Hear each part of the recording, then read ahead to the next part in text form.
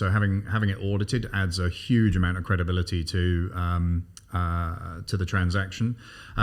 Actually repositioning the accounts for profit. So you'll often find that a business you pick up that's doing 100 grand a year, if you change the accounting treatment, can be making 2 or 3 times that. What I mean by accounting treatment is there are lots of different ways that you can recognize costs in the accounts, and there are lots of different ways you can recognize revenue in the accounts. And more often than not, the entrepreneur doesn't have any say in this. The accountant just picks the one that's most tax efficient.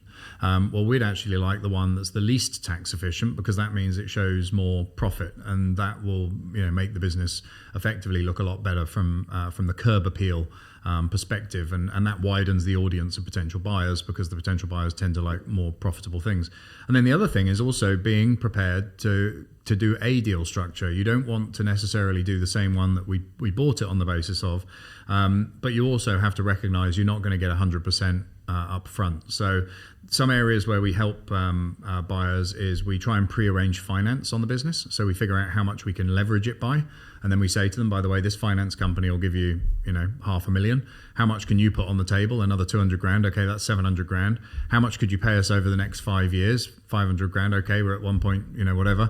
And then let's stick some earn-out on there. Now, what's interesting is brokers will often advise clients not to take deferred payment and not to take earn-out. I believe that if you refuse to take deferred payment and you refuse to take earn-out, you're just leaving a ton of money on the table that could be there otherwise. Deferred payment is really the bit you negotiate after you've agreed on the upfront money they're paying. So it's almost like a bonus. It's almost like extra money that you're going to get every year.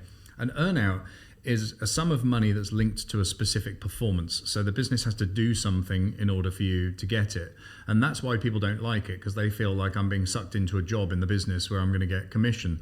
Well, actually, no, it's kind of the icing on the cake. What you're basically saying is, if this business is a complete shitbox, I'm going to get nothing. But if you hit it out the park and you're incredibly successful, I want a piece.